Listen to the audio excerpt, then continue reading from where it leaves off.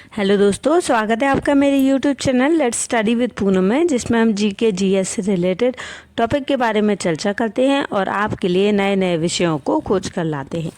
तो आज हम बात करने वाले हैं सिंधु नदी के बारे में। तो चलिए वीडियो को शुरू करते हैं।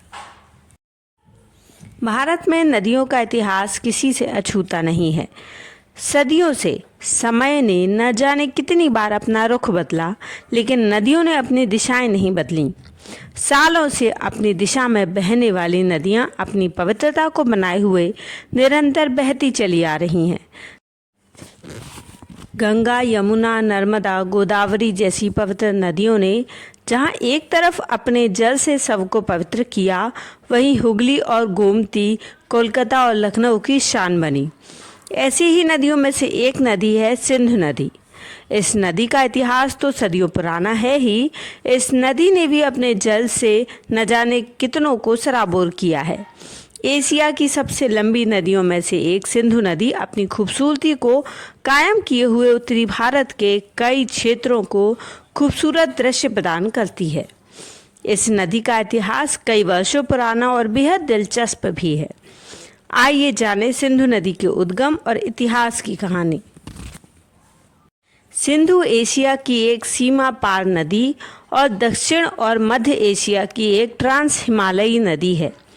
इस नदी का उद्गम स्थान पश्चिमी तिब्बत से होता है और ये कश्मीर के लद्दाख और गिलगित बाल्टिस्तान क्षेत्रों के माध्यम से उत्तर पश्चिम में बहती है। इसके उद्गम से निकलकर तिब्बत पठार की चौड़ी घाटी में से होकर कश्मीर की सीमा को पार कर दक्षिण पश्चिम में पाकिस्तान के रेगिस्तान और सिंचित भूभाग में बहती हुई कराची के दक्षिण में अरब सागर में गिरती है। इसकी लंबाई लगभग 2000 मील है।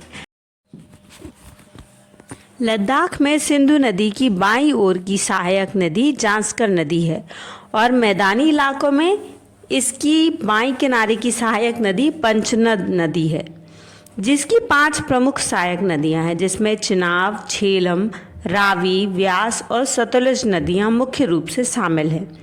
सिंधु नदी एशिया की सबसे लंबी नदियों में से एक है।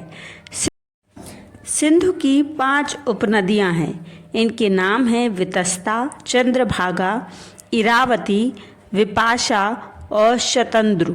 इसमें शतंद्रु सबसे बड़ी उपनदी है। सिंधु नदी के धार्मिक महत्व की बात की जाए तो भारतीय संस्कृति और सभ्यता का अपनी गोद में पालन पोषण करने वाली सिंधु नदी के तट पर कई ऋषि मुनियों ने तपस्या की। तो यहाँ पर कई वेद पुराणों का भी रचना की गई है। इतिहास में इस नदी का उद्गम कैलाश पर्वत के उत्तर में करीब 5000 मीटर की ऊंचाई पर माना जाता है। वेदों में अगर इसके जिक्र की बात की जाए तो ऋग्वेद में भी कई नदियों का वर्णन किया गया है, जिसमें से एक नदी सिंधु नदी भी है। ऋग्वेद में विशेष रूप से 12वें भजनों में और ईश शब्द के अर्थ में विशेष रूप से सिंधु नदी को संदर्भित किया गया है। सिंधु नदी के नाम के विषय में इतिहास में वर्णन मिलता है कि ईरान के लोग सा को हा बोलते थे, जिस वजह से वो लोग सिंधु नदी को हिंद बोलते थे। इस कारण सिंधु नदी के पार रहने वाले लोगों को हिंदू कहा गया। इसके बाद पारसी में सिंधु को हिंदू कहकर संबोधित किया जाने लगा, जिसके आधार पर ही भारतवासियों को हिंदू और भारतवर्ष को हिंदुस्तान के नाम से जाना जाने लगा। यह भारत की सबसे पुरानी सभ्यता यानी कि सिंधु घाटी सभ्यता की भी गवाह रही है।